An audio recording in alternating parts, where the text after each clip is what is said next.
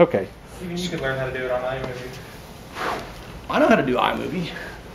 So anyway, so Dave tells me he's got this friend, Jack Griffin, who raced at Le Mans. I need to meet him. And then you remember the day that you and Jake and I went down to Porsche to see how they inspect the cars? Well, when we were down there, I got to talking to a couple guys. And then when I took that Porsche DE 3 or 4 days ago, I was talking to them again. And they said, well, you know, we go out to the tracks on Fridays and drive around. You want to come out with us and, you know, drive the track? And I was like, sure. And so Friday I went out there with him and I drove the track. And one of the guys is a tax accountant, and I mean, he's an empty nester, and I'm sure that, you know, I'm thinking he's like I am. He's just out there driving around the track thinking, oh, fantasizing about being a race car driver or something. And so anyway, the next day, Jack Griffin hosts this Porsche thing where you learn how to detail your cars, and he also is a Griots retailer in case you want to buy any product. And so, like Dave said, he did go to Le Mans. He does have a garage full of Porsches, and he actually said that he'd sold a bunch of them just because he couldn't, you know, keep up with so many cars for so long.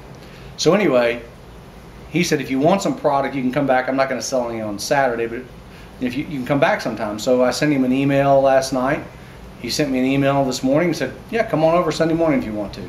So I go over there this morning and we start talking about cars. And I said, well, Dave said you'd show me your picture or trophy or something from Le Mans that you got. And he goes, oh, yeah.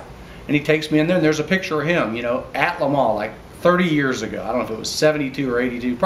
It's probably 82, so it's still 30 years ago. And there he is standing right in front of a Le Mans car, and there's another picture of him coming down the straightaway. And he says, you see that car behind me? Yeah. That's the accountant. You're kidding.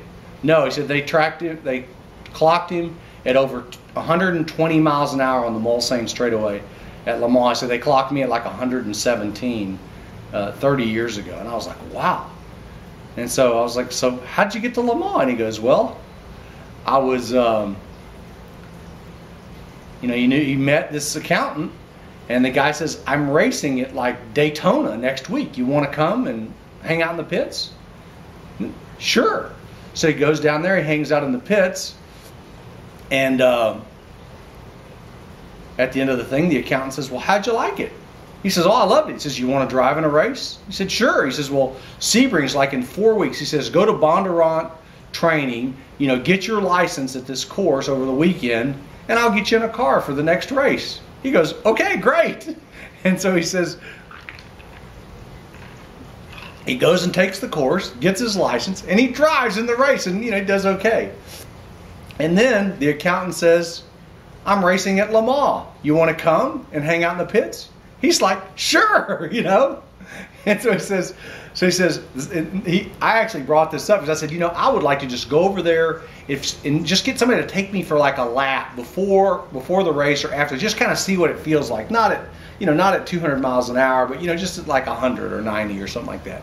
And he goes, that's exactly what happened to me. He goes, I'll go over there. I'm going to hang out in the pits with this accountant. I'm not using his name. He's very humble. He's never mentioned this. The accountant's never mentioned any of this.